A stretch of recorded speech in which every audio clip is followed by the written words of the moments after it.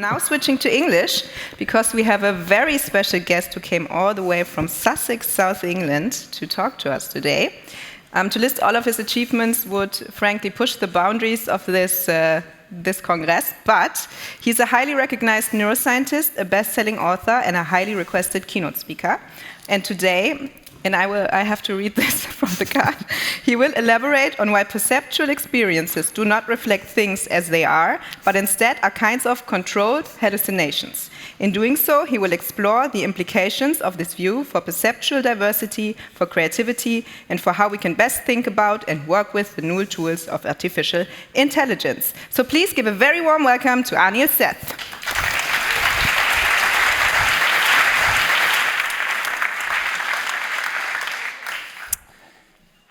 Thank you for the very kind introduction, and thank you for inviting me to be here, and thank you for bearing with me speaking in English for for this talk.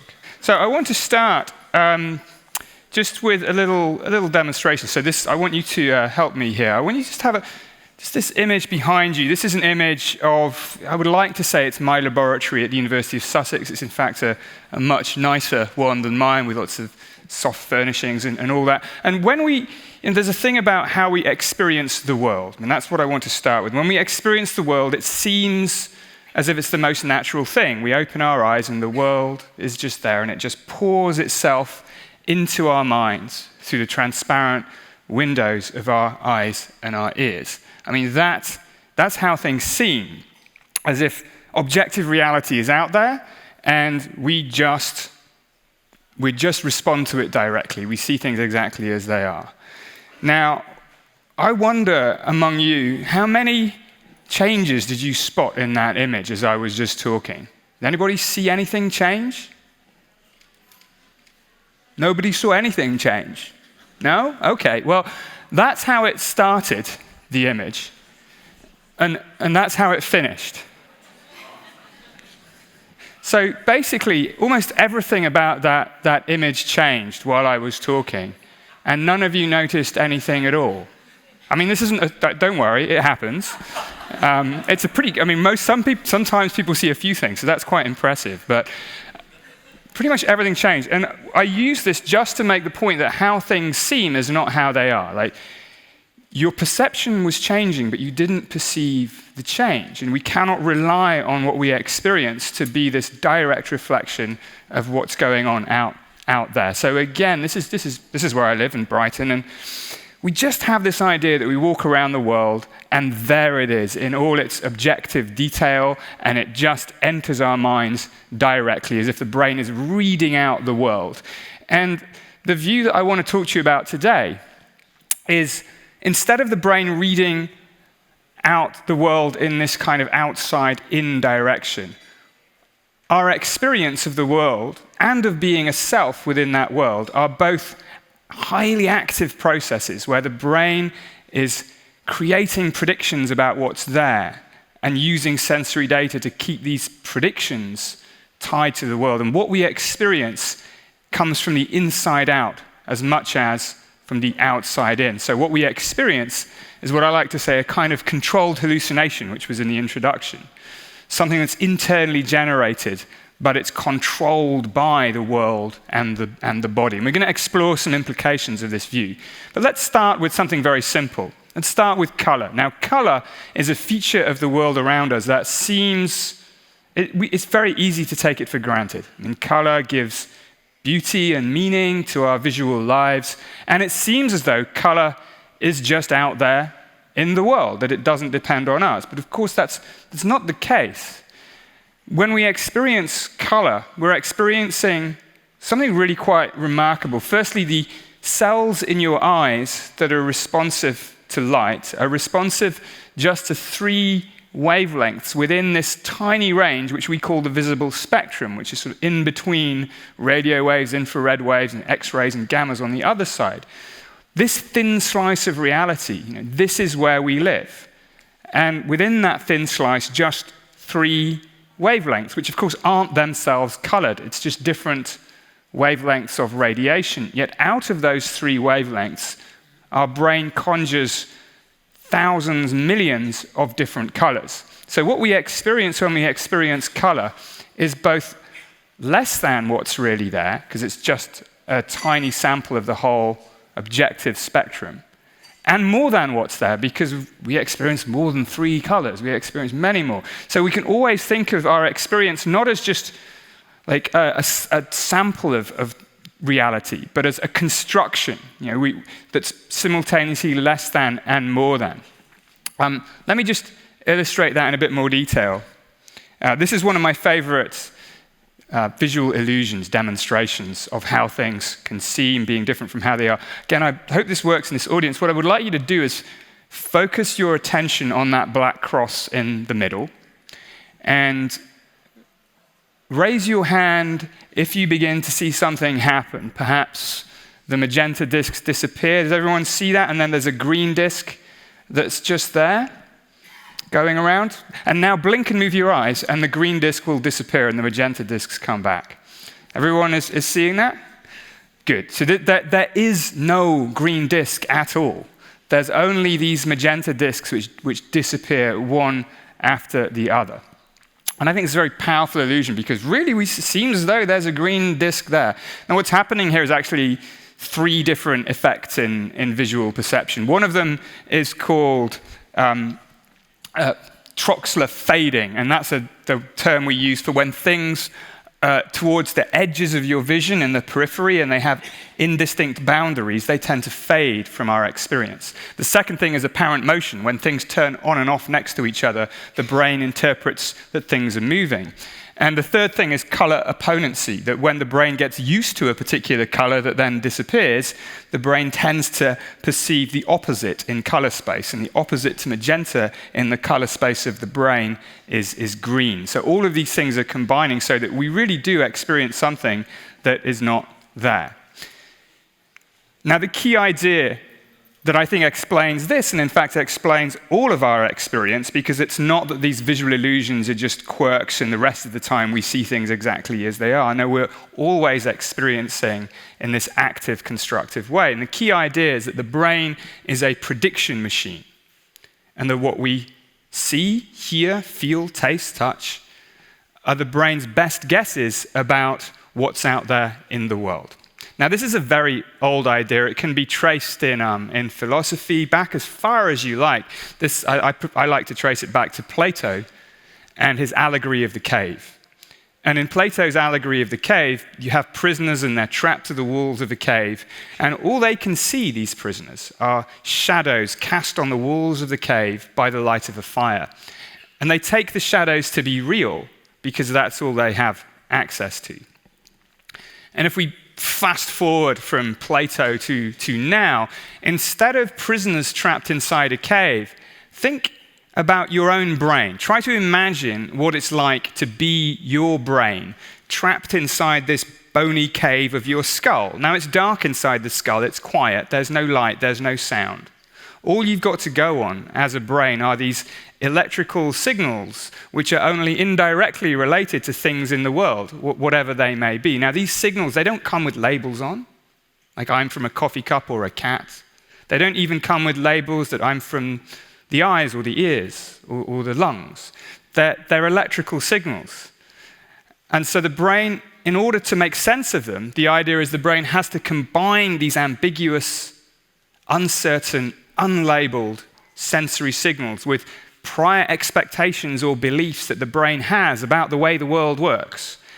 And in combining these, the brain can generate a best guess about the causes of the sensory signals. And that, the idea here is that is what we experience. We don't read the world out. What we experience is the brain's best guess of what's going on. Now, just a couple more very quick examples, just to amplify this and show you that something like this is really happening. How many people have seen this before? This is quite a familiar visual illusion. Not too many. So this is called Adelson's checkerboard. And if you just look at the 2 patches here, A and B, now hopefully they should both look different shades of gray. Does everybody see that? Yes? Nodding? Okay. Now they are, of course this is an illusion, so I'm messing with you a little bit. They are, in fact, exactly the same shade of grey, and I can show you that they are by putting up the same image, joining things together with this uniform grey bar. And if you think I'm cheating, I'm not cheating. I'll move that across, and you can see it really is the same shade of grey, those two squares. But take it away, and it looks different again.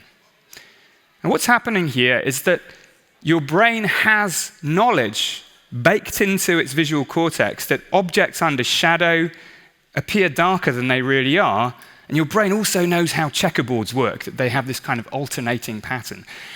And that's why we see the patch B as lighter than it really is, because your brain is not trying to figure out exactly what the properties of the light is. It's trying to figure out what the most likely state of the world is, and a checkerboard is the most likely state of the world. These were examples. That one example suffices in some ways to show that what we experience is really shaped by the brain's predictions of what's there. It's not this direct readout. Now, in neuroscience, when I was a student, you typically think of the brain in this kind of bottom-up, outside-in direction, where sensory information comes into the brain and increasingly complex features are fished out as signals get deeper and deeper into the brain. But this alternative view that I want to share with you is that instead of these sensory signals that are coming into the brain being read out by sort of some inner you inside the head, rather what we experience is conveyed by the brain's making these cascade of predictions about what's going on. And the sensory signals, the red arrows, are what we call prediction errors. They just report the difference between what the brain expects and what it gets at every level of processing. So this kind of really flips the script, because it does seem as though we just read things out. But on this view, no, the sensory signals are just keeping our perceptions tied to the world in ways that are useful. Now, there's a lot more to be said about this story from a neuroscience perspective, but one thing I want to emphasize here is if this is the right way to think about things, then your brain is inherently a creative part of your body. It's a creative object, it's a creative thing, because when we perceive things, it really depends on the brain making what we call a generative model, being able to make predictions about what's out there, and then the sensory signals are calibrating that model. So the brain is having to be creative in trying to figure out what's going on out there in the world. Of course, this does turn on what I mean by creative, and I'll come back to that. But another example of this inherent creative potential is when what we experience exceeds in one way or another what's there. Now, we've maybe all familiar with this kind of experience where we can see faces in clouds or even in the patterns of windows on a building.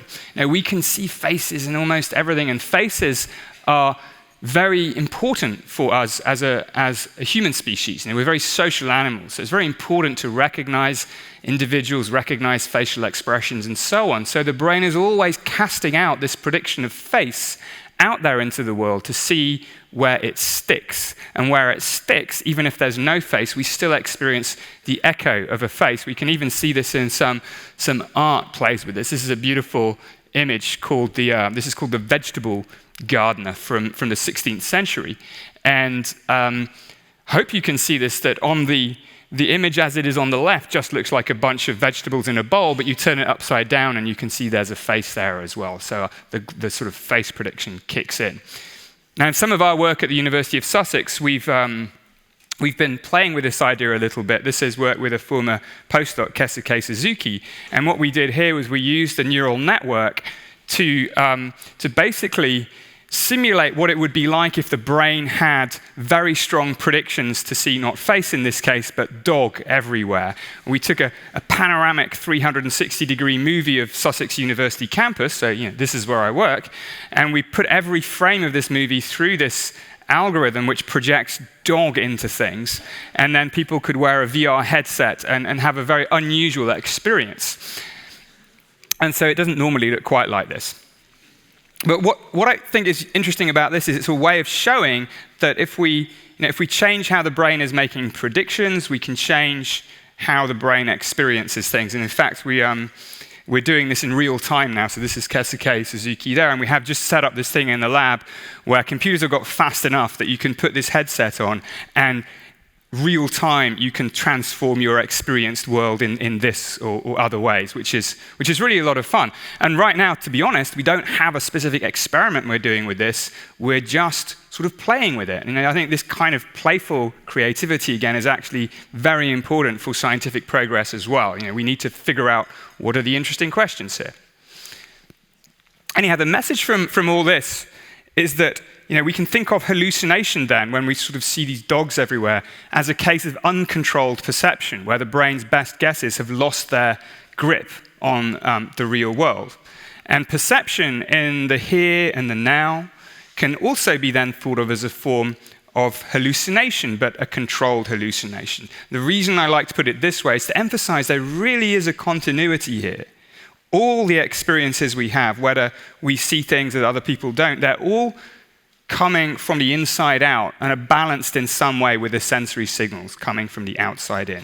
But this balance might happen differently for different people.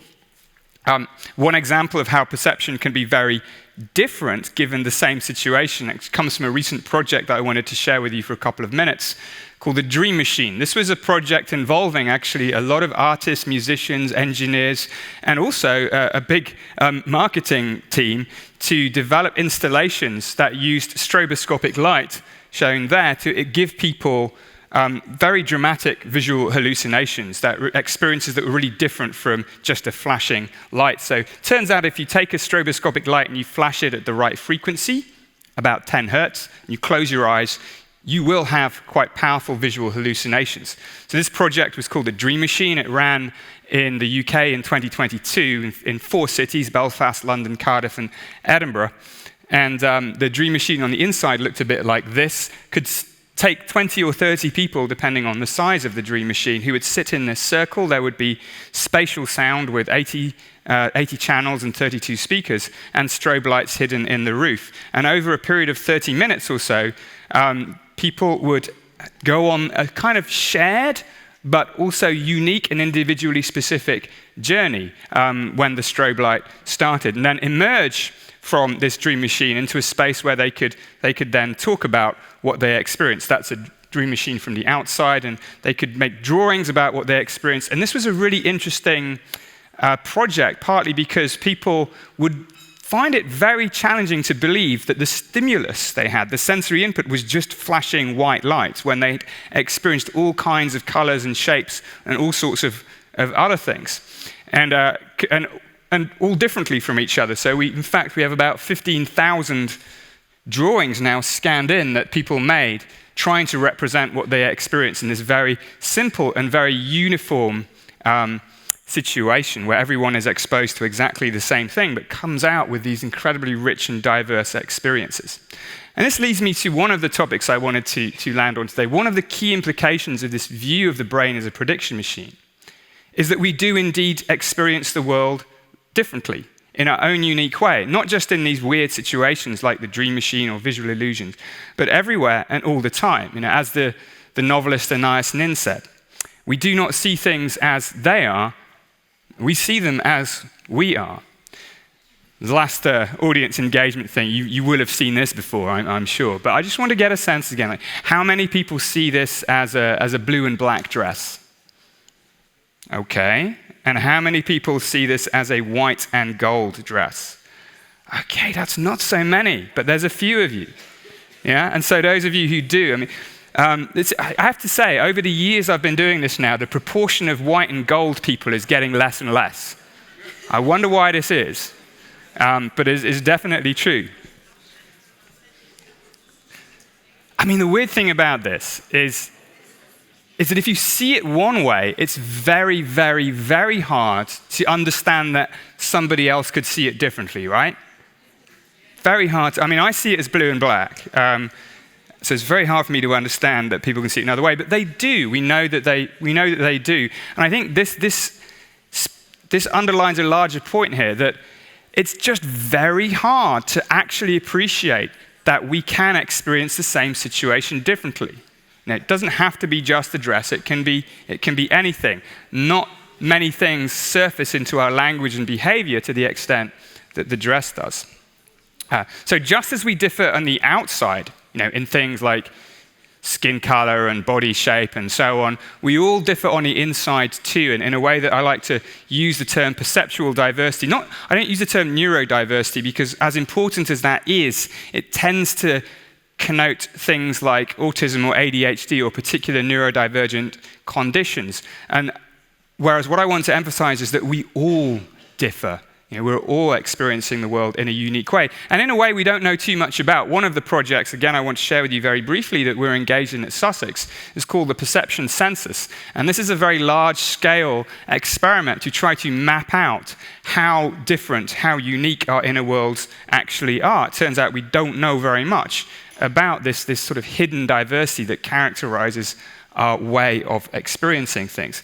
We've had this project now. We're looking at 55 different types of perception, different experiments that we get people to do. And so far, we've had about 40,000 people engage in this experiment from over 100 countries, most in the UK, but certainly not exclusively. So this is going to be a very rich data set for understanding these kinds of individual differences. And it strikes me now that these kinds of individual differences might be important to many different people. I'm interested in them for purposes of basic discovery, but also mental health and so on. But of course, when we focus on differences in how people behave and what they say, we should also focus on how people experience things. And that's often overlooked because it's hidden and private. Also wanted to mention, this was, I think, certainly the only scientific experiment I know about where we really benefited from a very strong marketing and communications team, who advertised this experiment, in this case in the London Underground, with posters in the tube to really drive engagement. And for me, this was an eye-opener about how valuable this kind of work can be done to get people to participate.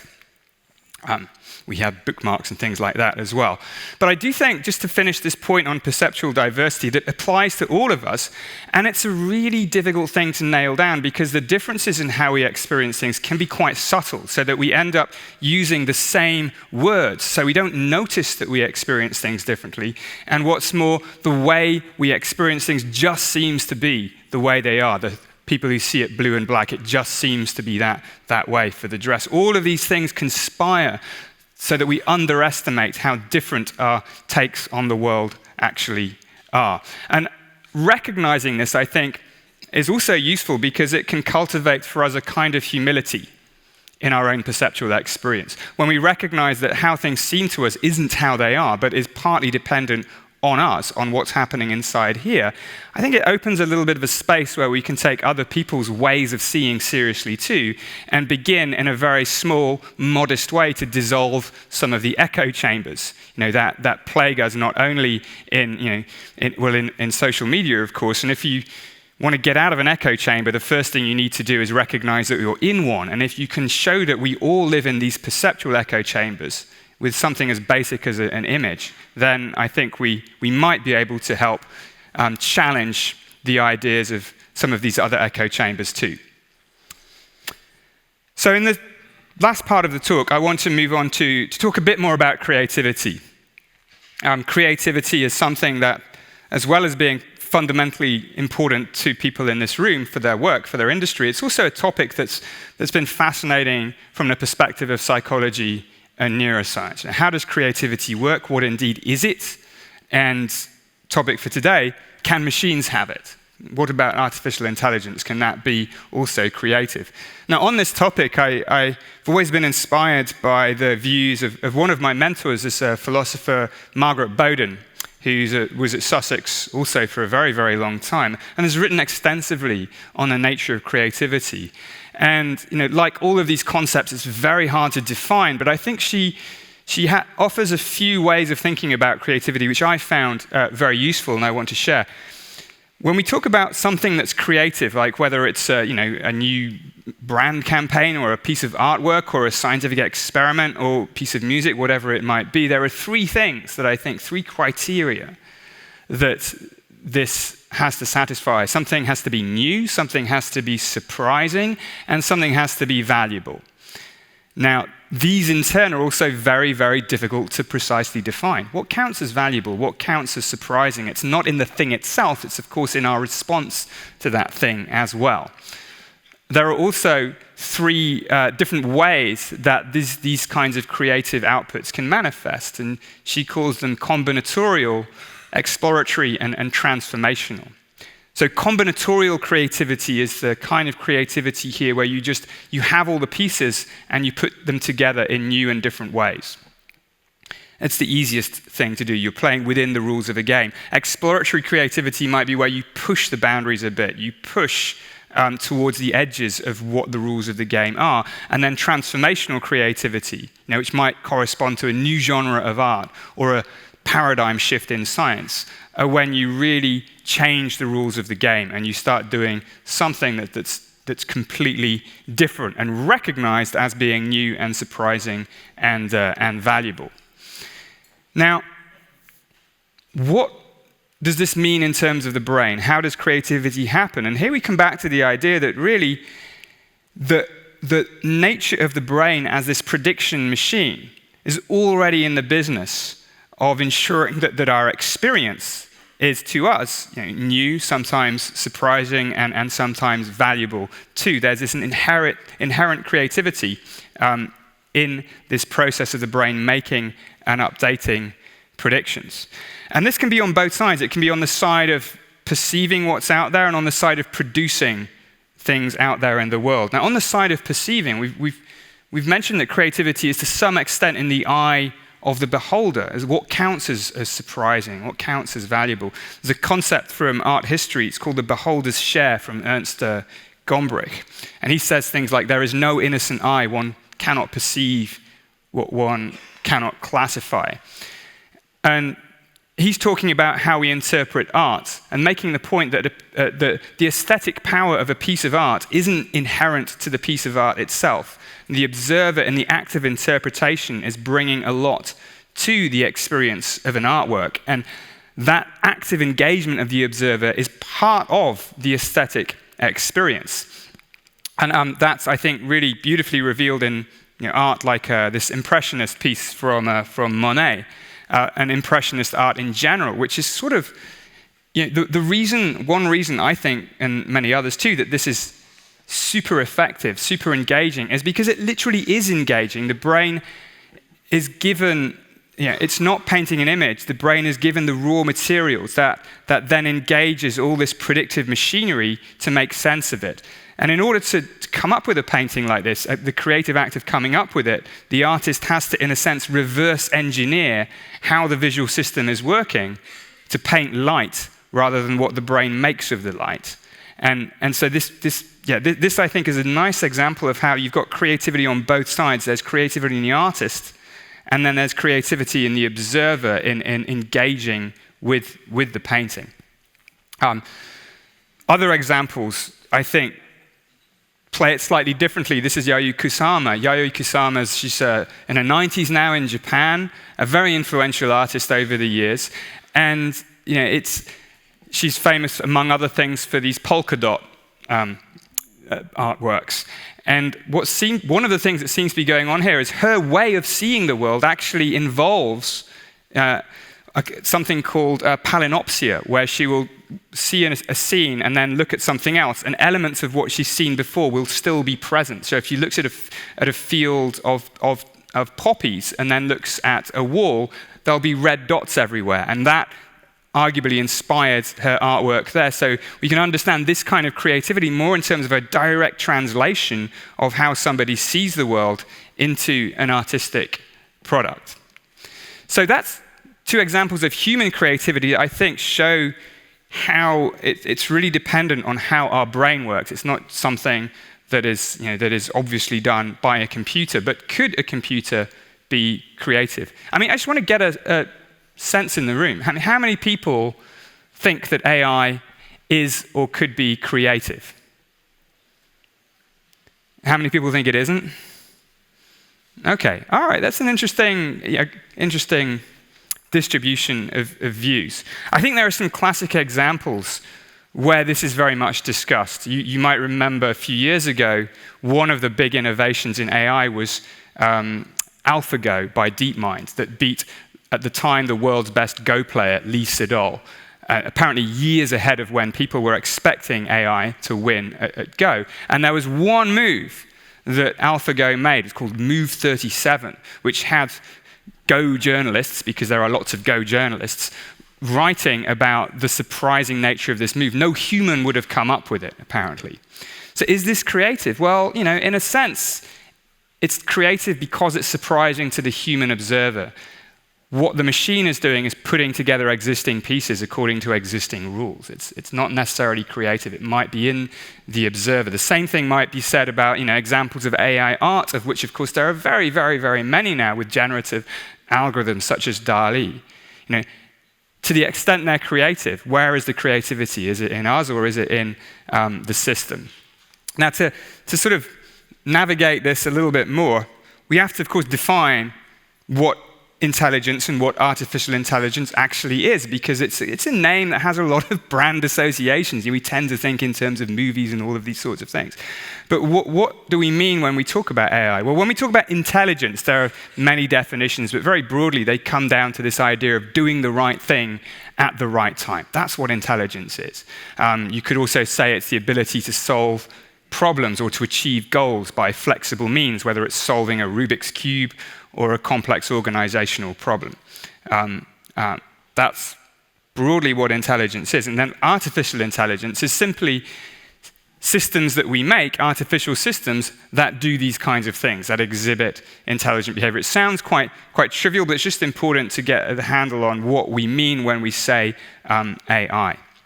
There's also this concept of artificial general intelligence, which you might often hear, which is the idea of an artificial system that is at least as intelligent as a human being on all the different ways of being intelligent that characterize us.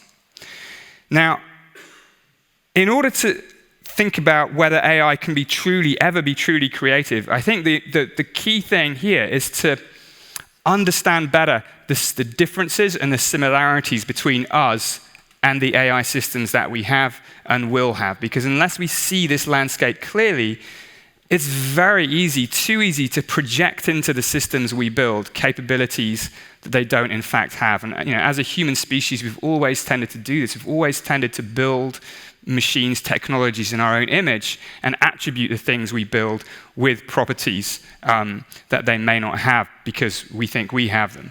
A different view that comes from another mentor of mine, the philosopher Daniel Dennett, is that we should treat AI as tools rather than colleagues and always remember the difference.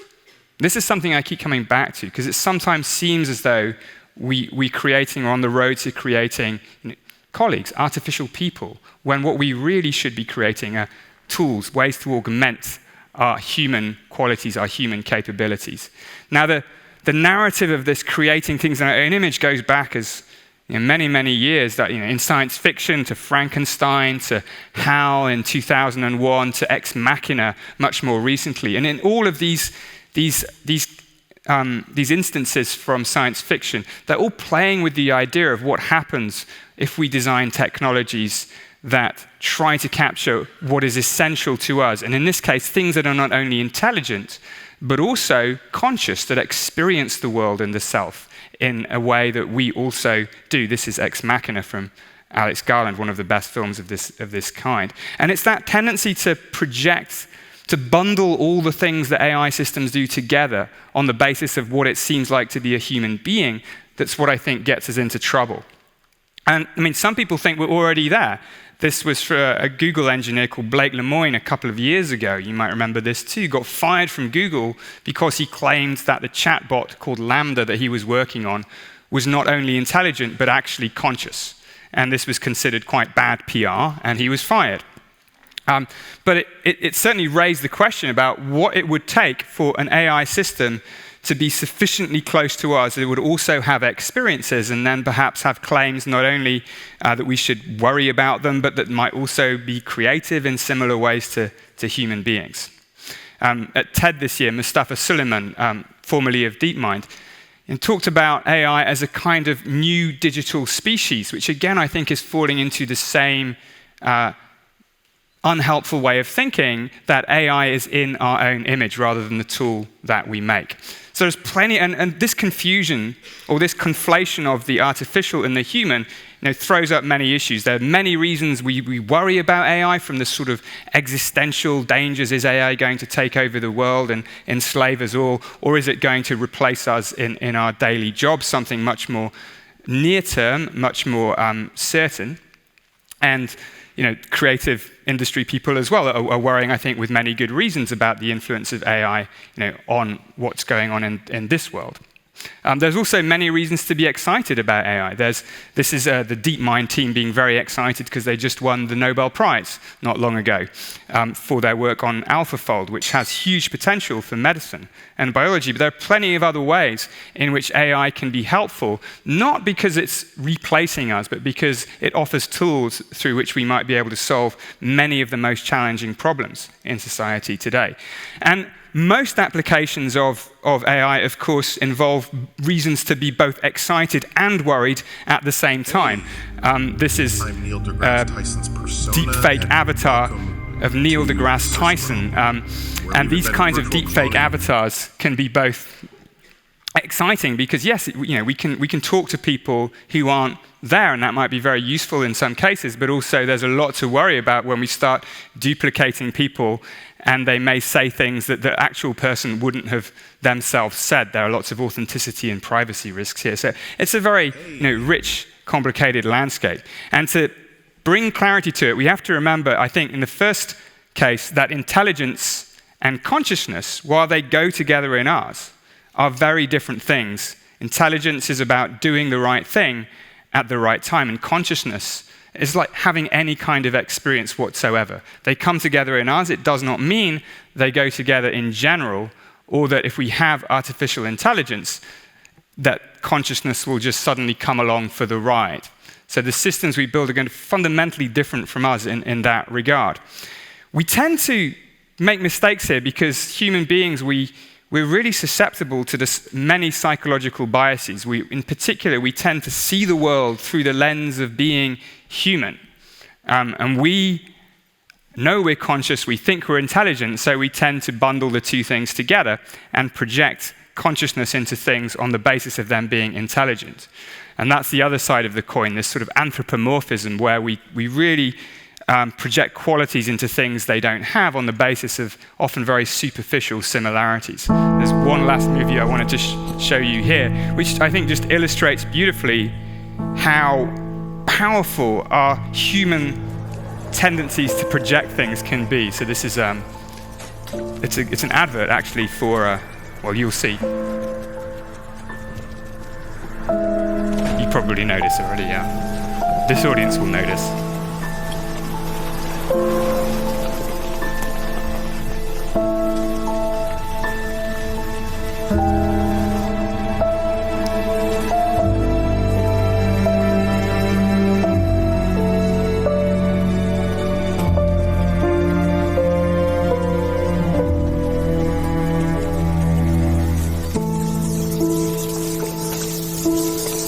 Many of you feel bad for this lamp. That is because you're crazy. It has no feeling, and the new one is much better. It's really hard to not feel something for the lamp, of course, and I think, but we know it's just a lamp, yet we still cannot help projecting things into it. Now, of course, this is really happening. It's been accelerated hugely with the advent of a particular kind of AI that everyone is focusing on at the moment. It's not the only kind, which are these large language models. And these are particularly powerful at seducing our psychological biases because of the pedestal that we put language on as human beings. Again, we're human exceptionists like this. We think language is special, and so if something speaks to us, we project into it all sorts of other qualities like understanding and also consciousness. Now, people often talk about language models when they make nonsense up as if they're hallucinating. I think this is part of the problem too, because the language we use really matters. Hallucination implies that there's an experience happening for a language model. There's no experience happening. It's just words coming out. So I'd much rather use a term like confabulation, which in psychology means making something up without realizing you're doing it. And I'd mention that just because if we use the wrong language, it's much harder to see what actually this technology is doing clearly. And in fact, if you talk to a language model, another thing that I think we do when we project qualities into it is we really diminish what it is to be a human being. Sherry Turkle, who's been a long-standing commentator on technologies, says that conversing with a machine just minimizes, we unthinkably simplify what we mean by a conversation. And when we know about technology, makes us forget what we know about life. So we're much more than machines, and we shouldn't sell ourselves so cheaply to them. Now, digging deeper into this, and this is just very briefly to make the point that there are so many differences between brains and computers, between what we do and what AI systems do now or could potentially do. We've overused this metaphor as the brain as a kind of meat-based computer that takes the body from one meeting to another. The more you look inside a brain, the more you realize how different brains are from computers that we have now or may well have in the future. They're incredibly complex. This is 1 cubic millimeter of brain tissue. There's no clean separation between mindware and wetware as you have between hardware and software in a computer. Brains are also embodied. We tend to forget about the body, but we experience things through the body. Brains are fundamentally embodied, and that really constrains, shapes how we experience the world. Brains evolved to keep us alive, to do particular things. And brains are also intimately related to the fact that we are conscious organisms, that we don't just respond to our environments, we're conscious of them. There are so many differences between brains and computers.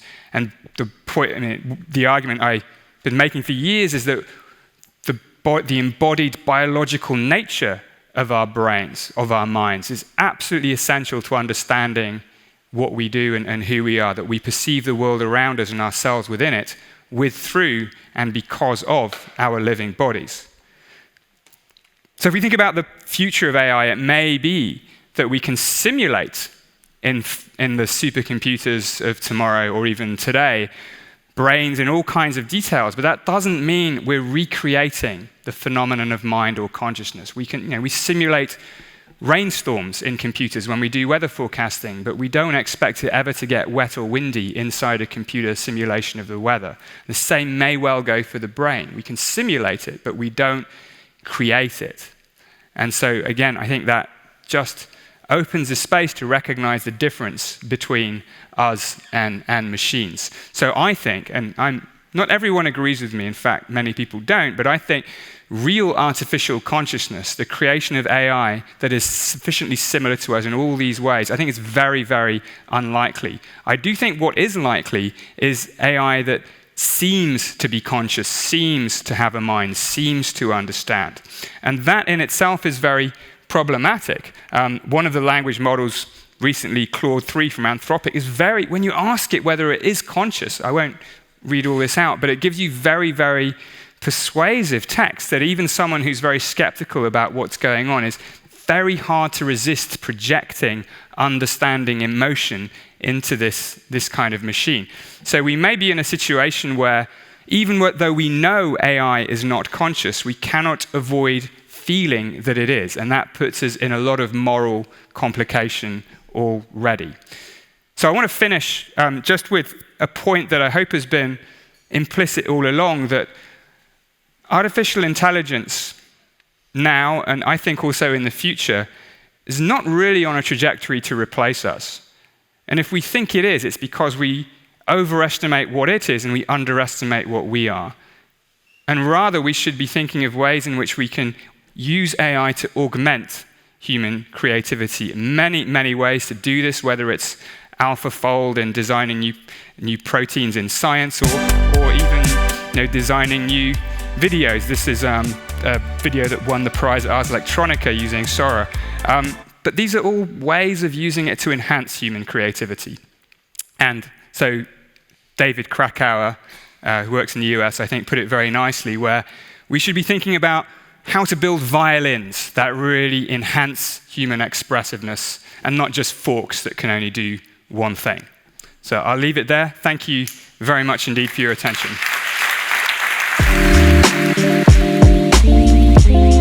Bye.